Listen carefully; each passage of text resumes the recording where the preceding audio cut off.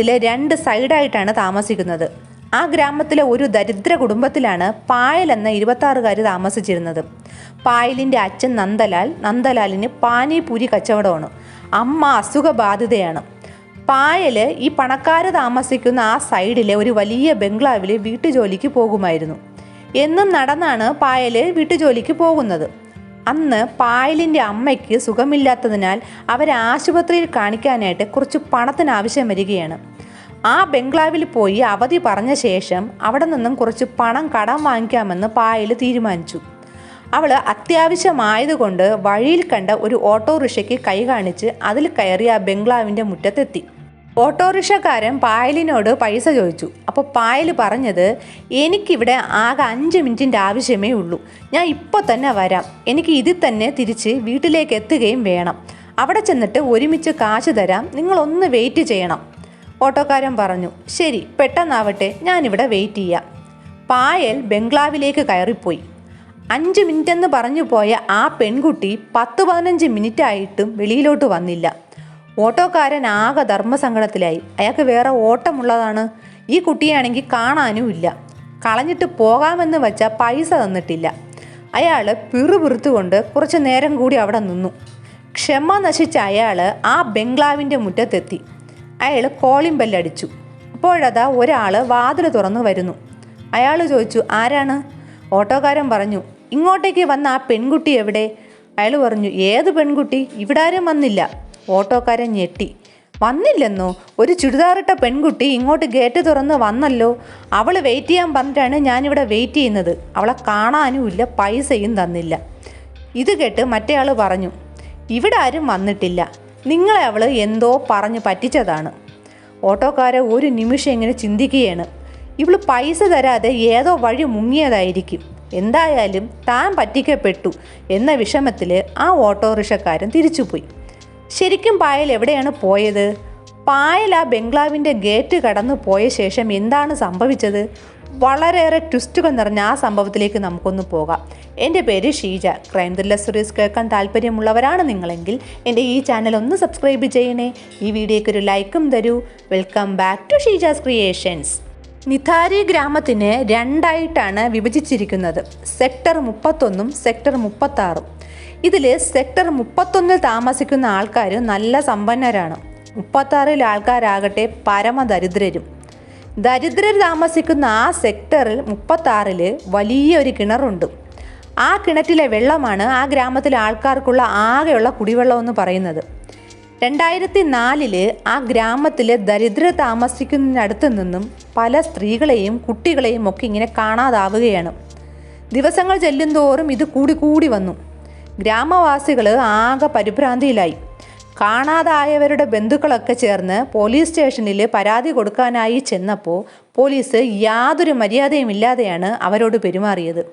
പെണ്ണുങ്ങളൊക്കെ വല്ലവന്മാരുടെ കൂടെ ഒളിച്ചോടിയതായിരിക്കുമെന്നാണ് പോലീസ് പറഞ്ഞത്. പോലീസ് ഇതിൽ അന്വേഷിക്കാൻ പോലും കൂട്ടാക്കിയില്ല. ഗ്രാമവാസികൾ ആകെ ഭീതിയിലായി. കാണാതായവർ എവിടേക്കാണ് പോയതെന്ന് ഒരു പിടിയുമില്ല. കാണാതായ ഓരോ കുട്ടിയെയും ആ കിണറ്റിനടുത്ത് വെച്ച് അവസാനമായി കണ്ടവരുണ്ട്. ഒടുവിൽ നാട്ടുകാർ ഈ കിണറ്റിനകത്ത് എന്തോ ഒരു പിശാചുണ്ടെന്നും അതാണ് ഈ കിണറ്റിനടുത്തേക്ക് പോയ കുട്ടികളെ പിന്നെ ആരും കാണാത്തതെന്നും ഒക്കെ ഇങ്ങനെ വിശ്വസിക്കാൻ തുടങ്ങി. കിണറും കാണാതായ കുട്ടികളുമായിട്ട് എന്തോ ഒരു ബന്ധമുണ്ടെന്നുള്ള കഥ ഇങ്ങനെ പ്രചരിക്കാൻ തുടങ്ങി. ഇതോടെ കുട്ടികളെ ആ കിണറ്റിനടുത്തേക്ക് വലിയ ആൾക്കാരൊന്നും വിടാതെയായി. വെള്ളമെടുക്കാൻ പോകുന്ന പെണ്ണുങ്ങൾ ഒരു കൂട്ടമായിട്ടാണ് പിന്നെ കിണറ്റിനടുത്തേക്ക് പോയിരുന്നത്. എന്നിട്ടും കുട്ടികളെ വീണ്ടും കാണാതാവുകയാണ്. നിഥാരിയിലെ ഗ്രാമവാസികൾ വളരെ ഭീതിയിൽ കഴിയവെയാണ് പായലിൻ്റെ അപ്രത്യക്ഷമാകലും നടന്നിരിക്കുന്നത്. പായൽ ഗ്രാമത്തിലും എത്തിയിട്ടില്ല. ഈ ഒരു സംഭവം കൂടി ആയപ്പോൾ എല്ലാവരുടെയും പേടി കൂടി. പായലിൻ്റെ അച്ഛനമ്മമാർക്ക് ആകെ വെപ്രാളമായി. പായലിന് വല്ല ആപത്തും സംഭവിച്ചു കാണുമോ എന്ന് മാതാപിതാക്കൾ ഭയപ്പെട്ടു. പായലിൻ്റെ അച്ഛൻ നന്ദലാൽ ഉടനെ തന്നെ മകളെ കാണാനില്ല എന്ന പരാതിയുമായി നോയിഡ പോലീസ് സ്റ്റേഷനിൽ എത്തുകയാണ്. പോലീസ് അവളുടെ കാമുകൻ്റെ കൂടെ പോയി കാണും, കുറച്ച് ദിവസം കഴിയുമ്പോൾ തിരിച്ചു വരുമെന്ന് പറഞ്ഞിട്ട് വളരെ ലാഘവത്തോടെ ആ അച്ഛനെ പറഞ്ഞു വിട്ടു. നന്ദലാൽ ആകെ വിഷമിക്കുകയാണ്. പോലീസുകാർ അന്വേഷിക്കില്ലെന്ന് അയാൾക്ക് ഉറപ്പായി. എന്നാൽ പോലീസുകാരുടെ ഈ പരിഹാസമൊക്കെ കേട്ട് കരഞ്ഞുകൊണ്ടിരിക്കാൻ തയ്യാറല്ലായിരുന്നു ആ അച്ഛൻ. അയാൾ ഒരു അഡ്വക്കേറ്റിനെ പോയി കണ്ടു. വക്കീലിൻ്റെ സഹായത്തോടെ ചീഫ് ജുഡീഷ്യൽ മജിസ്ട്രേറ്റ് കോടതിയിൽ ഒരു ഹർജി നന്ദലാൽ കൊടുക്കുകയാണ്. ആ ഹർജിയിൽ തൻ്റെ മകളെ കൂടാതെ പല കുട്ടികളെയും മുതിർന്നവരെയും അടക്കം കുറച്ച് കാലമായിട്ട് തൻ്റെ ഗ്രാമത്തിൽ നിന്നും കാണാതായിട്ടുണ്ട് എന്ന് പറഞ്ഞു. ഇതോടെ കോടതി അന്വേഷണത്തിന് ഉത്തരവിട്ടു. നോയിഡ പോലീസിന് കണക്കിന് ശകാരവും കൊടുത്തു. നോയിഡ പോലീസ് പിന്നീട് ഊർജിതമായിട്ട് ഈ കേസ് അന്വേഷിക്കാൻ തുടങ്ങി. പായലിന് തിരിഞ്ഞിറങ്ങിയ പോലീസിന് അവളെ എങ്ങും കണ്ടെത്താനായില്ല. പക്ഷേ ഒരു കാര്യം ഇതിനിടയ്ക്ക് പോലീസ് കണ്ടുപിടിച്ചു. പായലിൻ്റെ ഫോണിൽ അവസാനമായി ഒരു നമ്പറിൽ നിന്നും ഒരു കോള് വന്നിരുന്നു. ഒരു ലാൻഡ് ഫോൺ നമ്പറിൽ നിന്നുമാണ് കോള് വന്നിരിക്കുന്നത്. ആ നമ്പർ ഉടമയെ തപ്പിപ്പോയ പോലീസ് ചെന്ന് നിന്നത് സെക്ടർ 31 ഒരു ബംഗ്ലാവിന് മുന്നിലാണ്. ആ ബംഗ്ലാവിനുടമ ഒരു പഞ്ചാബി ബിസിനസ്സുകാരനായ മുനീന്ദർ സിംഗ് പാന്തർ ആയിരുന്നു. പാന്തർ പറഞ്ഞത് താൻ ആ ദിവസം ചണ്ഡീഗഡിലേക്ക് പോയിരിക്കുകയായിരുന്നു, താൻ ഇവിടെ ഇല്ലായിരുന്നു എന്നാണ്. പാന്തറിനോട് പോലീസ് കാര്യങ്ങളെല്ലാം പറഞ്ഞു. ഇങ്ങനത്തെ ഒരു കംപ്ലൈൻറ്റ് കിട്ടിയിട്ടുണ്ടെന്ന്. പാന്തറിൻ്റെ വീട്ടുജോലിക്കാരനായ സുരേന്ദ്ര കോലിയോടും പോലീസ് പലതും ചോദിച്ചു. തനിക്കും ഒന്നും അറിയില്ലെന്നാണ് കോലിയും പറഞ്ഞത്. പായലിൻ്റെ ഫോണ് പായലിനൊപ്പം അപ്രത്യക്ഷമായിരിക്കുകയാണ്. പക്ഷേ പോലീസ് ട്രാക്ക് ചെയ്തതിന് പിന്നാലെ അത് സ്വിച്ച് ഓഫ് ആയി. പിന്നീട് ഈ ഫോണ് ഒരു ദിവസം ഓൺ ആവുകയാണ്. ടവർ ലൊക്കേഷൻ കേന്ദ്രീകരിച്ച് പോലീസ് ഈ ഫോൺ ട്രാക്ക് ചെയ്ത് ചെന്നപ്പോൾ ഈ ഫോണ് ഒരു റിക്ഷാക്കാരൻ്റെ പക്കലാണ് ഉള്ളത്. റിക്ഷാക്കാരനാണ് ആ ഫോൺ അപ്പോൾ ഉപയോഗിച്ചുകൊണ്ടിരുന്നത്. ഇത് എവിടെ നിന്ന് കിട്ടിയതെന്ന് റിക്ഷാക്കാരനോട് പോലീസ് ചോദിച്ചപ്പോൾ അയാൾ പറഞ്ഞത് തനിക്ക് ഫോൺ തന്നത് മറ്റൊരാളാണെന്നാണ്. ആ ആളെ അയാൾ പറഞ്ഞു കൊടുത്തു. ആ ആളെ തപ്പിച്ചെന്നപ്പോൾ അയാൾക്ക് ഈ ഫോൺ കൊടുത്തത് മറ്റൊരാളെന്നാണ് പറഞ്ഞത്. അങ്ങനെ അതിൽ നിന്നും പോലീസിന് ഒരു കാര്യം വ്യക്തമായി, പായലിൻ്റെ ഫോൺ പല കൈ മറിഞ്ഞിട്ടുണ്ടെന്ന്. ഒടുവിൽ ഒരാളെന്ന രീതിയിൽ പോലീസ് ചെന്ന് നിന്നത് പാന്ത്രയുടെ ബംഗ്ലാവിലാണ്. പാന്തറിൻ്റെ ബംഗ്ലാവിലെ ജോലിക്കാരനായ സുരേന്ദ്ര കോലിയിലാണ് ചെന്ന് നിന്നത്. അയാളിൽ നിന്നാണ് ഈ ഫോണ് പല കൈ മറിഞ്ഞു പോയിരിക്കുന്നത്. എന്നാൽ പോലീസ് ചെല്ലുന്നതിന് മുൻപേ കോലി അവിടെ നിന്നും കടന്നു കളഞ്ഞു. പാന്തറിനോട് കോലിയെപ്പറ്റി ചോദിച്ചപ്പോൾ അറിയില്ല എന്നായിരുന്നു മറുപടി. എന്നാൽ പാന്തർ എന്തോ ഒളിക്കുന്നുണ്ടെന്ന് പോലീസിന് മനസ്സിലായി. പാന്തറിനോട് ഇങ്ങനെയൊന്നും ചോദിച്ചിട്ട് കാര്യമില്ല എന്ന് മനസ്സിലാക്കിയ പോലീസ് അയാളെ ദേഹോപദ്രവം ഏൽപ്പിച്ച് തന്നെ ചോദ്യം ചെയ്തു. പാന്തറിന് പോലീസിൻ്റെ അടിയും തൊഴിയും സഹിക്കാനാവാതെ അയാൾ സത്യങ്ങൾ പറയുകയാണ്. അയാൾ പറഞ്ഞു, പായലിനെ എനിക്ക് വർഷങ്ങൾ കൊണ്ടറിയാം. അവൾ ഒരു ലൈംഗിക തൊഴിലാളിയാണ്. ഞാൻ അവളെ മിക്ക ദിവസവും എൻ്റെ ബംഗ്ലാവിൽ വിളിക്കും. ചിലപ്പോൾ ഒന്നിലധികം തവണ ഞാൻ അവളെ വിളിച്ചു വരുത്തും. അവളുമായി എല്ലാം കഴിഞ്ഞ ശേഷം അവൾ വീട്ടിലേക്കും പോകും. പിറ്റേ ദിവസം അവളുടെ കൂലി വാങ്ങാൻ അച്ഛനായ നന്ദലാലാണ് ബംഗ്ലാവിൽ വന്നിരുന്നത്. അയാളാണ് പൈസ വാങ്ങിക്കൊണ്ട് പോകുന്നത്. പോലീസ് നന്ദലാലിനോട് ഇതേപ്പറ്റി ചോദിച്ചു. അയാൾ ഇത്തിരി ചമ്മലോടെ ഇതൊക്കെ ശരിയാണെന്ന് സമ്മതിച്ചു. കാണാതായ ദിവസവും പായൽ പാന്തറിൻ്റെ വീട്ടിൽ പോയിട്ടുണ്ടെന്ന് നന്ദലാലിന് അറിയാം. അയാൾ പോലീസിനോട് പറഞ്ഞു, എൻ്റെ മകളെ എങ്ങനെയെങ്കിലും കണ്ടെത്തി തരണം സാറെന്ന്. ഇതിനിടയ്ക്ക് കടന്നു കളഞ്ഞ കോലി അയാളുടെ സ്വന്തം നാടായ അൽമോറിൽ എത്തിയതായി പോലീസ് സംഘത്തിന് ഒരു രഹസ്യ വിവരം കിട്ടി. പോലീസ് അവിടെ എത്തി കോലിയെ സാഹസികമായിട്ട് പിടികൂടി. കോലിയും പാന്തറയും അറസ്റ്റിലായി എന്നറിഞ്ഞതോടെ ആ ഗ്രാമത്തിലെ ആൾക്കാർ പാന്തറിൻ്റെ വീട്ടിലെത്തി. വീടിൻ്റെ പരിസരം മുഴുവൻ ആൾക്കാർ പരതാൻ തുടങ്ങി. അപ്പോഴാണ് പാന്തറിൻ്റെ വീടിൻ്റെ അടുത്തുള്ള ഒരു ഓടയിൽ നിന്നും ഒരു കവറ് ഈ ആൾക്കാർക്ക് കിട്ടുന്നത്. ആ കവറ് തുറന്ന ആൾക്കാർ ഞെട്ടിപ്പോയി. അതിൽ ഒരു കുട്ടിയുടെ ചെറിയ എല്ലിൻ കഷ്ണങ്ങളൊക്കെ ആയിരുന്നു മുഴുവൻ. സംഭവം അറിഞ്ഞ് പോലീസിലെ ഉന്നത ഉദ്യോഗസ്ഥരൊക്കെ അവിടെ എത്തി. ഈ കവറ് കിട്ടിയ ഓട പോലീസ് മുഴുവനായിട്ടും പൊളിച്ചു. അപ്പോഴാണ് ആ ഓടയിൽ നിന്നും 19 തലയോട്ടികളും കുറേ അസ്ഥി കഷ്ണങ്ങളും ഒക്കെ പോലീസിന് കിട്ടിയത്. അതെല്ലാം കവറിലാക്കി കെട്ടിയിട്ടിരിക്കുകയാണ്. ഇതെല്ലാം ഫോറൻസിക് പരിശോധനയ്ക്ക് അയച്ചു. കാണാതായവരുടെ ബന്ധുക്കളെല്ലാം അലറി വിളിച്ച് പാന്തറിൻ്റെ വീടിന് മുന്നിലെത്തി. പരിശോധനയിൽ 11 പ്രായപൂർത്തിയാകാത്ത പെൺകുട്ടികളുടെയും 6 ആൺകുട്ടികളുടെയും ഒരു യുവതിയുടേതുമാണ് ഇതൊക്കെ കിട്ടിയതെന്ന് സ്ഥിരീകരിച്ചു. ചോദ്യം ചെയ്യലിൽ കോലി പല കഥകളും മാറ്റി മാറ്റി പറഞ്ഞുകൊണ്ടേയിരുന്നു. പോലീസിന് ആകെ കൺഫ്യൂഷൻ ഇയാൾ ഉണ്ടാക്കിക്കൊണ്ടേയിരുന്നു. 2006 ഡിസംബറിൽ ഈ വാർത്ത രാജ്യം മുഴുവൻ സ്പ്രെഡാവുകയാണ്. കോഹ്ലിയുടെ വായിൽ നിന്നും സത്യങ്ങൾ പുറത്തു കൊണ്ടുവരാൻ നോയിഡ പോലീസ് 3-ാം മുറ തന്നെ പ്രയോഗിച്ചു. ആ 3-ാം മുറയിൽ അവൻ ബാക്കി കാര്യങ്ങളും തുറന്നു പറഞ്ഞു. പ്രായം ചെന്ന പാന്തറുമായി പായൽ ശാരീരിക ബന്ധത്തിൽ ഏർപ്പെടുന്നത് കോഹ്ലി കാണാനിടയായി. പലതവണ ഇത് കണ്ടതോടെ അവനും പായലിൽ ഒരു കമ്പം തോന്നുകയാണ്. പായലിൻ്റെ ഫോണിലേക്ക് കോഹ്ലി ഒരു ദിവസം വിളിച്ചിട്ട് പറയുകയാണ്, പാന്തറിൻ്റെ ചില സുഹൃത്തുക്കൾക്ക് വേണ്ടി നിന്നോട് വീട്ടിലേക്ക് വരാൻ പറഞ്ഞിട്ടുണ്ടെന്ന്. ഇത് പ്രകാരമാണ് പായൽ അവിടെ എത്തിയത്. എന്നാൽ പാന്തർ ആ വീട്ടിലില്ലായിരുന്നു.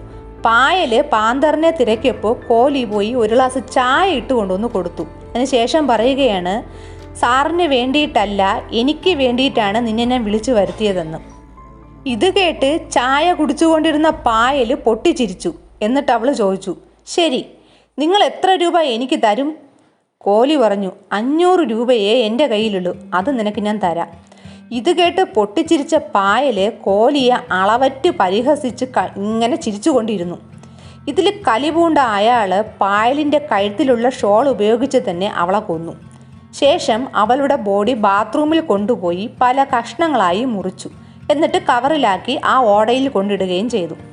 കോഹ്ലിയുടെയും പാന്തറിൻ്റെയും തുറന്നു പറച്ചിലുകൾ തീർന്നിട്ടില്ല എന്ന് പോലീസിനറിയാം. ഇനിയും കുറേ കാര്യങ്ങൾ തെളിയാനുണ്ട്. എന്നാൽ നോയിഡ പോലീസിൻ്റെ ഈ ഒരു അന്വേഷണത്തിൽ നാട്ടുകാർക്കൊന്നും തൃപ്തിയില്ലായിരുന്നു. അവർ പല പ്രക്ഷോഭണങ്ങളും നടത്തുകയും കല്ലേറൊക്കെ നടത്തുകയും ചെയ്തു. ഒടുവിൽ അന്നത്തെ മുലായം സിംഗ് യാദവ് സർക്കാർ പോലീസിൻ്റെ അന്വേഷണം തൃപ്തികരമല്ല എന്ന് മനസ്സിലാക്കി 3 അന്വേഷണ ഉദ്യോഗസ്ഥരെ സസ്പെൻഡ് ചെയ്തു. എന്നിട്ട് അന്വേഷണം CBIക്ക് വിടുകയാണ്. CBI ചെയ്തത് പാന്ത്രയെയും കോഹ്ലിയെയും നാർക്കോ അനാലിസിസിന് വിധേയരാക്കുകയാണ്. ഗാന്ധിനഗറിലെ ഒരു ഫോറൻസിക് ലാബിൽ ഇവരെ നാർക്കോ അനാലിസിസിന് വിധേയരാക്കി. നാർക്കോ അനാലിസിസിൽ പാന്ത്ര പറഞ്ഞത്, ഞാൻ മിക്ക സമയവും ആ ബംഗ്ലാവിൽ ഉണ്ടാവില്ല, ഞാൻ വല്ലപ്പോഴുമേ അവിടെ വരാറുള്ളൂ. കോഹ്ലിയുടെ നിയന്ത്രണത്തിലായിരുന്നു ആ ബംഗ്ലാവ്. ഞാൻ ഇല്ലാത്തപ്പോൾ എല്ലാം നോക്കുന്നത് അവനാണ്. ട്രൂത്ത് സിറം കോഹ്ലിയുടെ ഞരമ്പിൽ കുത്തിവെച്ചതോടെ അയാൾ താൻ കാണുന്ന ഒരു സ്വപ്നത്തെ പറ്റിയാണ് നാർക്കോ അനാലിസിസിൽ പറഞ്ഞത്. അതായത് സ്വപ്നത്തിൽ ഒരു വെളുത്ത വസ്ത്രമിട്ട ഒരു സ്ത്രീ അടുത്ത് വരുമെന്നും അവൾ എന്നെ പരിഹസിക്കുമെന്നും ആ സമയത്ത് എൻ്റെ ഉറക്കം നഷ്ടപ്പെടുകയും വല്ലാത്ത ദേഹാസ്വസ്ഥ്യം തോന്നുകയും ചെയ്യുമെന്നാണ് കോഹ്ലി പറഞ്ഞത്. എന്നാൽ താൻ ഓരോ കൊലപാതകം നടത്തുന്ന രാത്രിയിൽ ഈ സ്ത്രീ വരികയുമില്ല, സ്വപ്നവും കാണില്ല, സുഖമായി ഉറങ്ങുകയും ചെയ്യുമെന്നാണ്. ഈ നാർക്കോ അനാലിസിസിൽ കോഹ്ലി പറഞ്ഞത് കേട്ട് പോലീസ് ആദ്യം ഒന്ന് ഞെട്ടിപ്പോയി. അയാൾ പറഞ്ഞത് പിന്നീട് കൊന്നവരെ പറ്റിയാണ്. കൊന്നവരെ പറ്റി കോഹ്ലി പറഞ്ഞത് കേട്ടാണ് ശരിക്കും പോലീസ് സംഘം ഞെട്ടിയത്. കോഹ്ലി പറഞ്ഞത് ഇങ്ങനെയാണ്, മിഠായി കൊടുക്കാമെന്ന് പറഞ്ഞാണ് ഞാൻ ആ കിണറ്റിൻ്റെ അടുത്തെത്തി കുട്ടികളെ പലരെയും ബംഗ്ലാവിൽ കൊണ്ടുവന്നുകൊണ്ടിരുന്നത്. ബംഗ്ലാവിൽ കൊണ്ടുവന്ന ശേഷം അവരെ ലൈംഗികമായി പീഡിപ്പിച്ചിട്ട് അവരെ കൊന്ന് അവരുടെ ചില ശരീരഭാഗങ്ങൾ ഞാൻ തിന്ന ശേഷം ബാക്കി ഓടയിൽ കൊണ്ടിടും. CBI ഇതിൽ പറയുന്നത് കോഹ്ലിക്ക് അയാളുടെ നാടായ അൽമോറയിലെ ക്ഷേത്രത്തിൽ മൃഗബലിക്ക് ശേഷം ഈ മൃഗങ്ങളെയൊക്കെ വെട്ടി നിർക്കുന്ന പണിയായിരുന്നു. കറക്റ്റ് ആ ഒരു കട്ടിങ് അയാൾക്ക് നല്ല എക്സ്പീരിയൻസ്ഡ് ആണ് അയാൾ അതിൽ. ആ ഒരു എക്സ്പീരിയൻസ് വച്ചാണ് മനുഷ്യരെയും ഇയാൾ കട്ട് ചെയ്തിരുന്നത്. മനുഷ്യരുടെയൊക്കെ ആ ഒരു സന്ധി ഭാഗം നോക്കിയാണ് ഇയാൾ കറക്റ്റായിട്ട് കട്ട് ചെയ്തിരുന്നത്. അവിടെയൊക്കെ ഈ മൃഗങ്ങളെ വെട്ടി നുറുക്കിയ ശേഷം അതിൻ്റെ ഇറച്ചിയും മറ്റു കാര്യങ്ങളൊക്കെ ഇയാളാണ് വിറ്റിരുന്നത്. ഇതിൽ ഇയാൾ ഈ ഒരു കട്ടിങ്ങിൽ അത്ര എക്സ്പെർട്ടായിരുന്നു. 2009 ഫെബ്രുവരി 13 പാന്തറിനും കോഹ്ലിക്കും ഗാസിയാബാദിലെ CBI കോടതി വധശിക്ഷ വിധിക്കുകയാണ്. അപൂർവങ്ങളിൽ അപൂർവമായ കേസെന്നാണ് കോടതി അന്ന് പറഞ്ഞത്. കോഹ്ലി രാഷ്ട്രപതിക്ക് ദയാഹർജി നൽകി. എന്നാൽ അന്നത്തെ രാഷ്ട്രപതി പ്രണബ് മുഖർജി അത് തള്ളി. കോഹ്ലി സുപ്രീം കോടതിയെ സമീപിക്കുകയാണ്. 2014 ഇവരുടെ വധശിക്ഷ നടപ്പിലാക്കാൻ 1.5 മണിക്കൂർ കിടക്കവേ സുപ്രീം കോടതി ഇവരുടെ വധശിക്ഷ ജീവപര്യന്തമായി കുറച്ചു. എന്നാൽ ഗാസിയാബാദ് CBI കോടതി 2017 ഒരു 25-കാരിയെ പീഡിപ്പിച്ചു കൊന്ന കേസിൽ പാന്തറിനെയും കോഹ്ലിയെയും വീണ്ടും വധശിക്ഷയ്ക്ക് വിധിച്ചു. എന്നാൽ ഇവരുടെ വധശിക്ഷ 2023 അലഹബാദ് കോടതി തെളിവുകളില്ല എന്ന ഒരൊറ്റ കാരണം നിരത്തി ഇവരെ കുറ്റവിമുക്തരാക്കുകയാണ്. ഇതിൽ നിലവിൽ ഒരു കേസ് നടന്നുകൊണ്ടിരിക്കുകയാണ്. ഇക്കഴിഞ്ഞ, അതായത് 2025 നവംബർ